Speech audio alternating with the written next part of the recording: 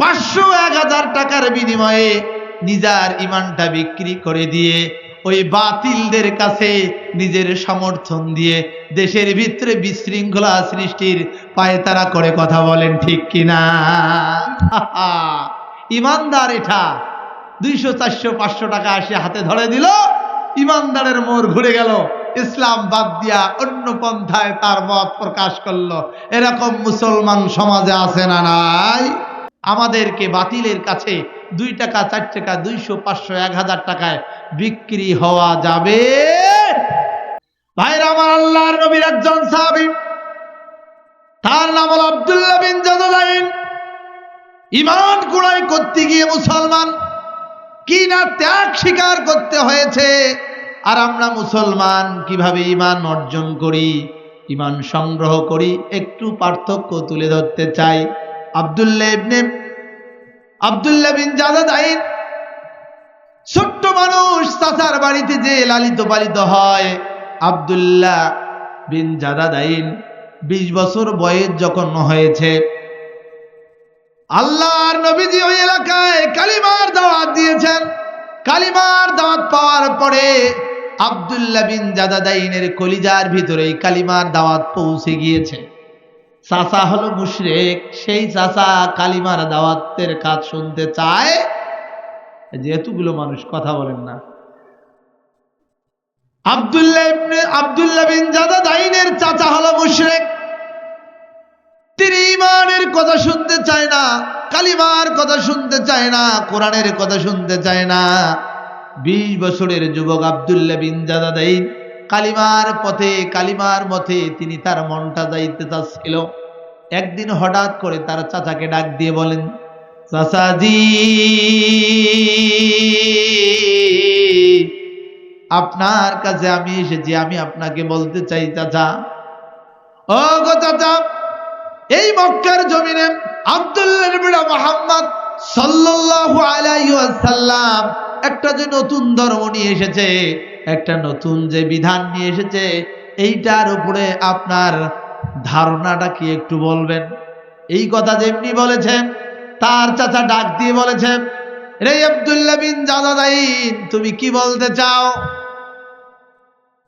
খবরদার, খবরদার, এই আব্দুল্লাহ বিন মুহাম্মাদের কথা আমার সামনে বলিও না, কারণ তার ধর্ম, তার ইসলাম আমাকে ভালো লাগে না। বাপদাদার ধর্ম ত্যাগ করার জন্য আমাকে নির্দেশ দিয়েছেন।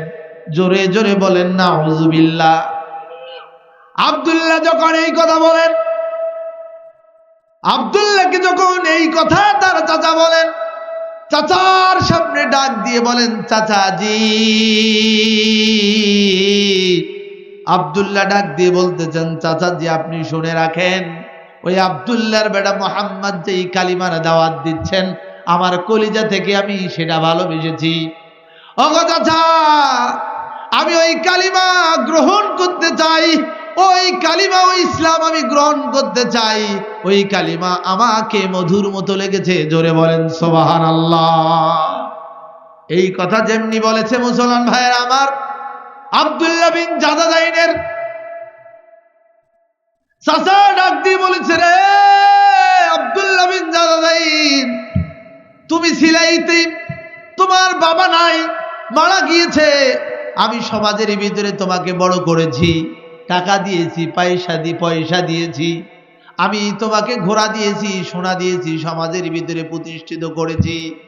আব্দুল্লাহ বিন জাদাদাইন, তুমি শোনো, শোনো, আমি তোমাকে বলছি, তুমি যদি আব্দুল্লাহর বড় মুহাম্মাদের কালিমা গ্রহণ করে মুসলমান হয়ে যাও, ইমানদার হয়ে যাও, তাহলে আমি তোমাকে বলছি, ছোটবেলা থেকে যেভাবে তোমাকে লালিত পালিত করেছি, যা দিয়েছি, সম্পদ দিয়েছি, সবগুলো কোরায় করে নিয়ে, সবগুলো ক্রোক করে নিয়ে আমি আমার সম্পদ সবগুলো নিয়ে নেব, কিন্তু তোমাকে আমি এগুলো কিছুই দেব না। এই কথা যখন বলেছে ভাইরা আমার, এই কথা বলার সঙ্গে সঙ্গে আব্দুল্লাহ বিন জাদাদাইন ডাক দিয়ে বলেছে, চাচাজি, জি প্লিজ আপনি ডিস্টার্ব করবেন না, যাদের প্রয়োজন তারা এখানে চলে আসবে। ডাক দিয়ে বলেছেন, চাচাজি, আপনার কাছে আমার আবেদন, আপনার কাছে আমার আবেদন চাচাজি, আমার ইমানের বদৌলতে, আমার ইসলামের বদৌলতে, আমার কোরআনের বদৌলতে, আল্লাহর জমিনে আল্লাহর দ্বীন কায়েমের বদৌলতে, ওগো চাচাজি, যে আল্লাহ আমাকে দুনিয়ার জমিনে সৃষ্টি করেছেন, সে আল্লাহ যদি এক হাতে দুনিয়ার সমস্ত সম্পত্তি হাতে তুলে দেয়, আর যদি আমাকে আর এক দিয়ে বলে যে তুমি ইসলাম ছেড়ে দাও, কালিমা ছেড়ে দাও, আল্লাহর জমিনে আল্লাহর দ্বীন কায়েম করা আন্দোলন তুমি ছেড়ে দাও, ওগো চাচাজি, এই সমস্ত সম্পত্তিকে আমি ডিলিট করে দিয়ে আমি একমাত্র ঈমান আর ইসলামকে গ্রহণ করে নেব। জোরে বলেন সুবহানাল্লাহ। ভাইরা আমার, দেখেন সাহাবায়ে কেরামের ঈমান কত শক্তিশালী ছিল। আর আজ মুসলমান 500-1000 টাকার বিনিময়ে নিজের ঈমানটা বিক্রি করে দিয়ে ওই বাতিলদের কাছে নিজের সমর্থন দিয়ে দেশের ভিতরে বিশৃঙ্খলা সৃষ্টির পায়তারা করে। কথা বলেন ঠিক কিনা? আহা, ইমানদার এটা 200, 400, 500 টাকা আসে হাতে ধরে দিল, ইমানদারের মোড় ঘুরে গেল, ইসলাম বাদ দিয়া অন্য পন্থায় তার মত প্রকাশ করলো। এরকম মুসলমান সমাজে আছে না নাই? মুসলমান ভাইয়ের আমার, গভীর কাল লাগান। আব্দুল্লাহ বিন জাদাদাইন ডাক দিয়ে বলেন, চাচাজি, এই মুহূর্তে সব কিছু দিয়ে দিলাম, আমি ইসলাম আর কালিমা নিয়ে আমার জীবন নিয়ে আমি বাঁচতে চাই। ভাইরা আমার, আব্দুল্লাহ বিন জাদাদাইন সবকিছু দিয়ে সামনের দিকে যখন রওনা হলো, কিতাবের ভিতরে আসলো, পেছন দিক থেকে তার চাচা ডাক দিয়ে বলে, ভাতিজা, তোমার পরনে যে পাঞ্জাবিটা আছে, তোমার পরনে যে লঙ্গিটা আছে রে ভাতিজা, এই পাঞ্জাবি আর লঙ্গি কার টাকার কোড়ায় করা? ডাক দিয়ে বলেছেন, চাচাজি, এটা আপনারই দেওয়া। বলল, ভাতিজা রে, যেহেতু আমার কথা তুমি শোনো নাই, আমার কথা যেহেতু তুমি শোনো নাই, আমি যেহেতু এই পাঞ্জাবি আর লঙ্গি দিয়েছি, এই মুহূর্তেই তুমি আমার পাঞ্জাবি আর লঙ্গি খুলে দিয়ে এখান থেকে চলে যাও। জোরে বলেন নাউযুবিল্লাহ। ভাইরা আমার, আব্দুল্লাহ বিন জাদাদাইন ঈমানকে শক্তভাবে ধরার কারণে, ইসলামকে শক্তভাবে ধরার কারণে, ইসলামী আন্দোলনকে দুনিয়ার জমিনে প্রতিষ্ঠিত করার কারণে আব্দুল্লাহ বিন জাদাদাইন নিজের পাঞ্জাবিটা খুলে দিলেন। নিজের লঙ্গিটা যখন খোলেন, চোখ দিয়ে পানি আব্দুল্লাহর বেয়ে বেয়ে পড়তেছে। আরশ আজিমের দিকে আব্দুল্লাহ চোখটা উপর দিকে করে আল্লাহকে ডাক দিয়ে বলতেছে, রব্বুল আলামিন, ওগো আল্লাহ, ঈমান আনার কারণে আমার জমি জায়গা, টাকা পয়সা, সম্পত্তি সব দিয়ে দিলাম। রব্বুল আলামিন, এখন আমার পরনের পাঞ্জাবিটা এবং লঙ্গিটাও দিচ্ছি রে আল্লাহ। আয় আল্লাহ, মেহেরবানি করে তোমার ঈমানের পথে, ইসলামের পথে আমাকে টিকে থাকার তুমি তৌফিক দান করে দিও। আল্লাহু আকবার। ভাইরা আমার, 20 বছরের যুবক লুঙ্গিটা খুলে দিয়ে বাম হাতখানা লজ্জায় স্থানে দিয়ে আব্দুল্লাহ ইবনে উবাই ভাঁজ হয়ে, না, আব্দুল্লাহ বিন জাদাদাইন ভাঁজ হয়ে ওই চলে যাচ্ছিলেন কুড়ে ঘরে, মা থাকে মায়ের কাছে। ভাইরা আমার, লঙ্গি খুলে দিলেন, পাঞ্জাবি খুলে দিয়ে মায়ের দরজায় যে হাজির হলেন, ডাক দিয়ে বলে, মা,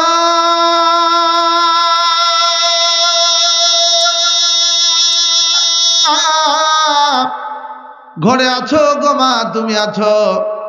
সন্তানের ডাক শুনে কুড়ে ঘর থেকে মা বাহির হয়ে দরজার দিকে যখন তাকায় দেখে, যুবক ছেলে, যেই যুবকের টাকা পয়সার কোনো অভাব ছিল না, ধন দৌলতের কোনো অভাব ছিল না, গাড়ি বাড়ির কোনো অভাব ছিল না, কিন্তু উলঙ্গ অবস্থায় 20 বছরের যুবক যখন ওই মায়ের সামনে এসে দাঁড়িয়েছে, মা চক্ষুখানা, হাত দুখানা চোখের ভিতরে দিয়ে ঘরের ভিতরে ঢুকে ঘর থেকে ডাক দিয়ে বলতেছেন, বাবারা ও আমার কলিজার টুকরা আব্দুল্লাহ বিন জাদাদাইন, কি হয়েছে তোমার? কি কারণে তোমার এই দশা হয়েছে, তুমি একটু বলবে নাকি? আব্দুল্লাহ বিন জাদাদাইন ডাক দিয়ে বলে, মা, ইসলাম আর আল্লাহকে গ্রহণ করে নেওয়ার কারণে, ঈমান আল্লাহর উপরে আনার কারণে মাগো মা, আমার শরীরের পাঞ্জাবি এবং লঙ্গিটা পর্যন্ত দিতে হয়েছে গো মা। মেহেরবানি করে তোমার ঘরের ভিতরে কোনো সিরা কাপড় চোপড় কম্বল আছে নাকি, তুমি আমাকে একটু দাও। আমার ঈমান রক্ষার জন্য আমি এখানে এসেছি, ওই কাপড়টুকু দাও। কাপড়টুকু পরে আমি এই মদিনাতুল মুনওয়ারা নবীজির কাছে আমি হিজরত করে চলে যাব। জোরে জোরে বলেন সুবহানাল্লাহ। ভাইরা আমার, আগের মুসলমানেরা, আগের ইমানদারেরা, আল্লাহর নবীজির সাহাবায়ে কেরামরা ঈমান নিয়ে আসার জন্য নিজের টাকা পয়সা, বাড়ি গাড়ি, ধন সম্পদ, এমনকি নিজের শরীরের পোশাক পর্যন্ত খুলে দিয়েছে।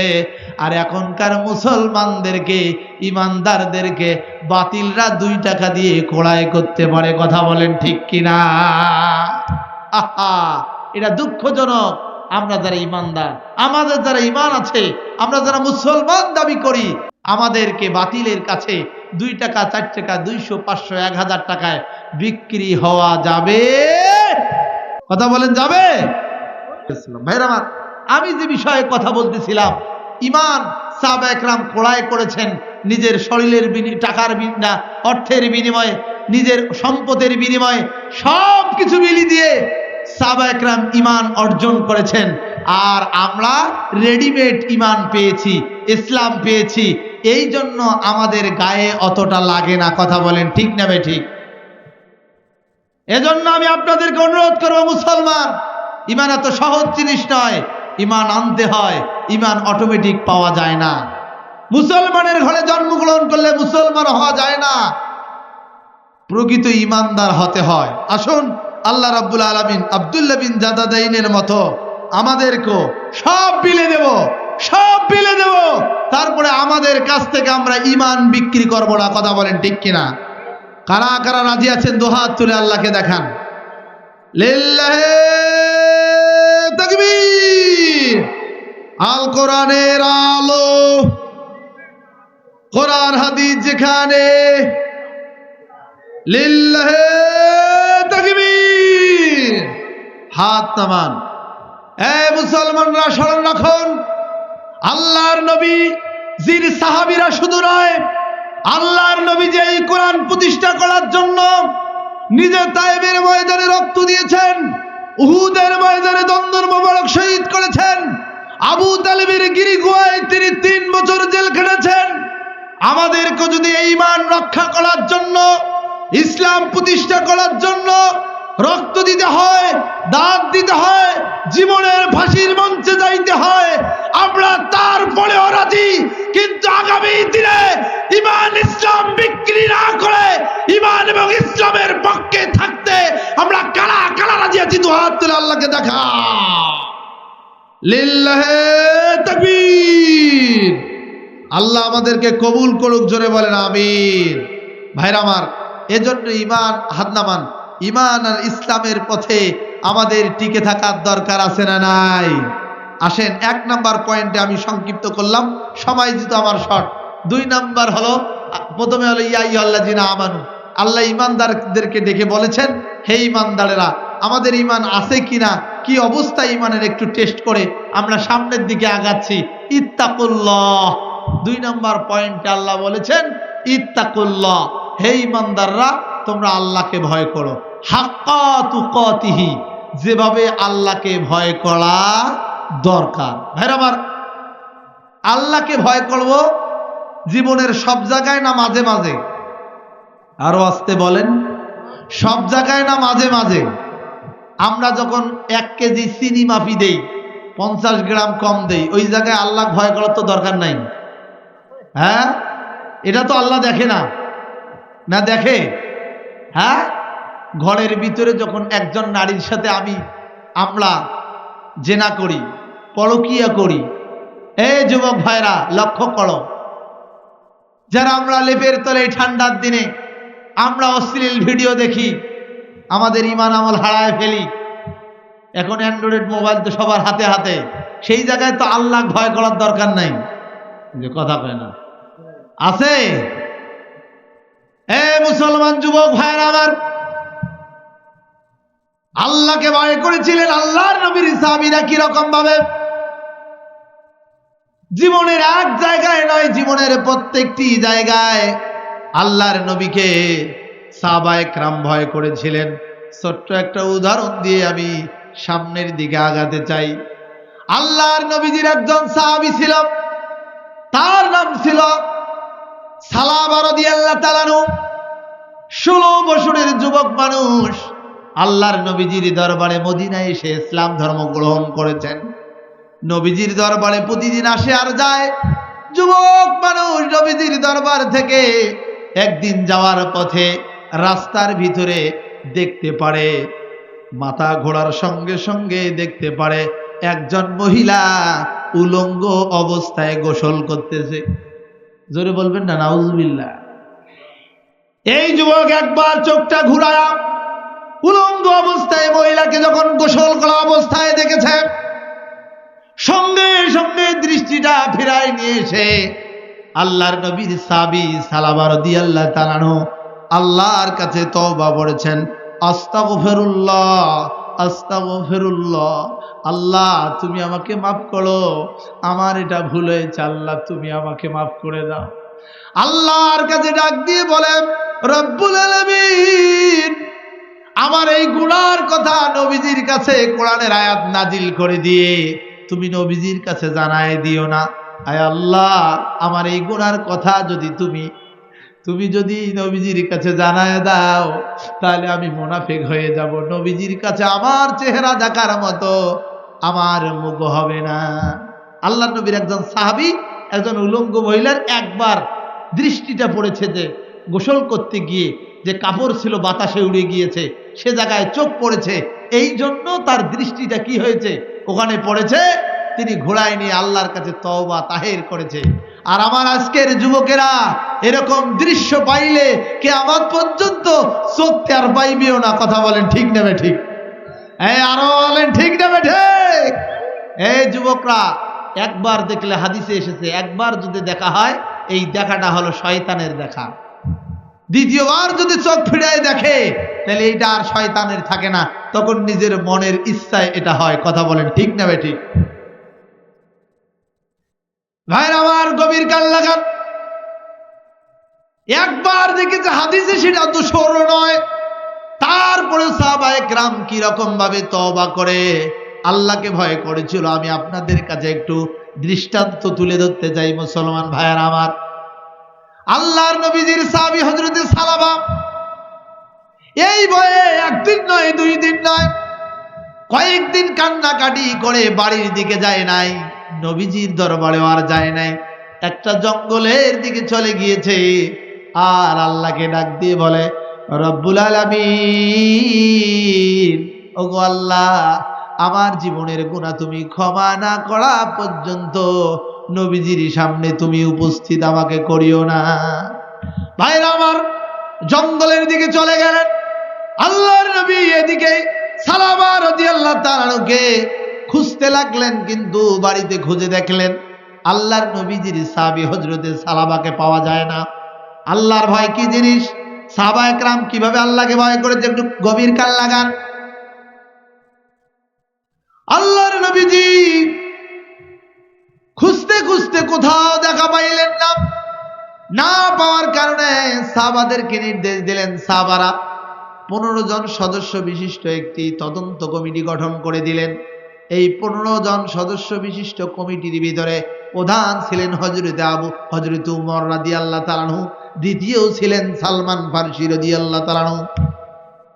তদন্ত কমিটি মদিনার এমন কোনো জায়গা নাই, তন্ন তন্ন করে খুঁজে খুঁজে দেখলেন এক জায়গায় আব্দুল্লাহকে সালাবা রাদিয়াল্লাহু তাআলা আনহুকে পাওয়া যাচ্ছিলেন না।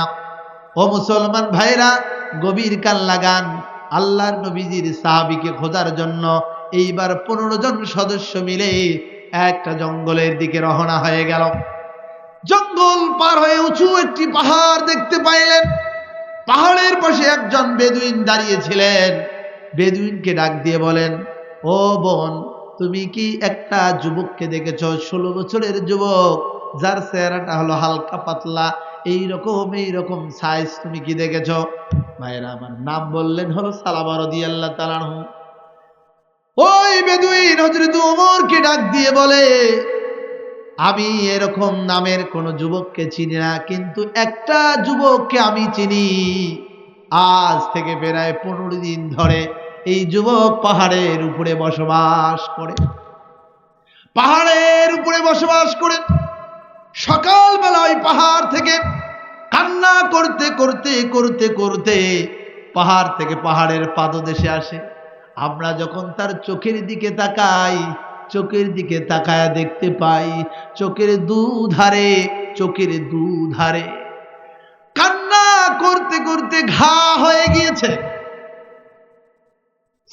এই পাহাড়ের পাদদেশে যখন সে নেমে যায়, আমরা আমাদের ভেড়াগুলো আছে, দুম্বাগুলো আছে, এগুলোকে কাছে নিয়ে আসি। আমরা বাটিতে করে এক বাটি দুধ দহন করে ওই যুবককে খাইতে দেই।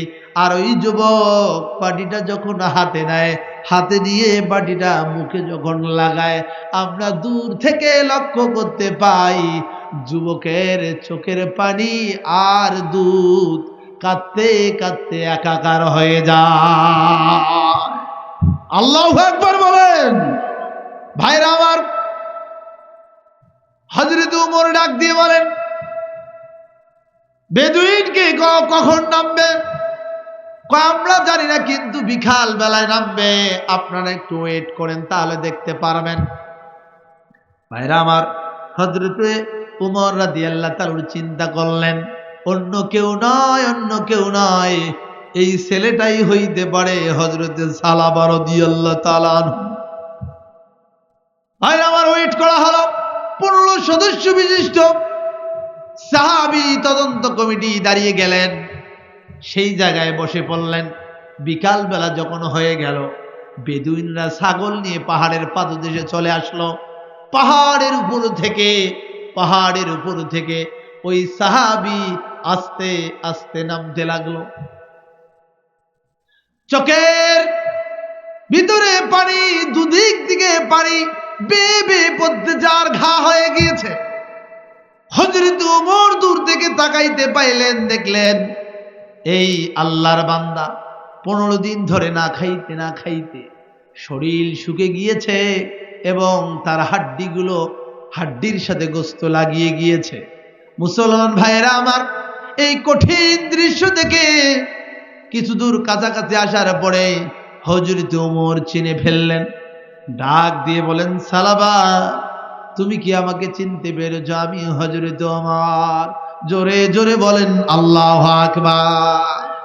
ভাইরা আমার, পাহাড় থেকে নামতেছেন, নামতে দূর থেকে চোখ দিয়ে কান্না করতে করতে চোখগুলোতে ছানি পড়ে গিয়েছেন, চোখগুলো ঘোলা হয়ে গিয়েছে। দূর থেকে নয়, কাছে যখন এসেছেন তখন আল্লাহর নবীজির সাহাবী হযরত ওমরকে চিনে ফেলেছেন। জোরে জোরে বলেন সুবহানাল্লাহ। ভাইরা আমার, যখন চিনেছেন, হযরত ওমর বুকটা জাবড়ায় ধরেছেন। হযরত সালামা রাদিয়াল্লাহু তাআলা আনহুকে ডাক দিয়ে, সালামা এবার ওমরকে ডাক দিয়ে বলেন, ও আমার বড় ভাই, আমি যে একটা পাপ করেছি, আমি যে একজন মহিলাকে উলঙ্গ অবস্থায় দেখেছি, বলো তো দেখি আল্লাহ রাব্বুল আলামিন এই বিষয়ের উপরে আল্লাহ কি কোরআনের আয়াত নাজিল করায়া আমাকে কি মুনাফিক বানিয়েছে নাকি? এইভাবে আবেদন করতে যারা বলতেছে আর কান্নার রোল বয়ে দিচ্ছে, হযরত ওমর ডাক দিয়ে বলে, না সালামা, তুমি যে টেনশন করতেছো, এটা কোনো টেনশন নয়, এটা কোনো চিন্তা নয়। তোমার ব্যাপারে কোনো কোরআনের আয়াত নাজিল হয় নাই, তুমি মুনাফিকও হও নাই। আমার নবীজি তোমাকে ডাক দিয়েছে, তুমি এই মুহূর্তে আমার সাথে আসো।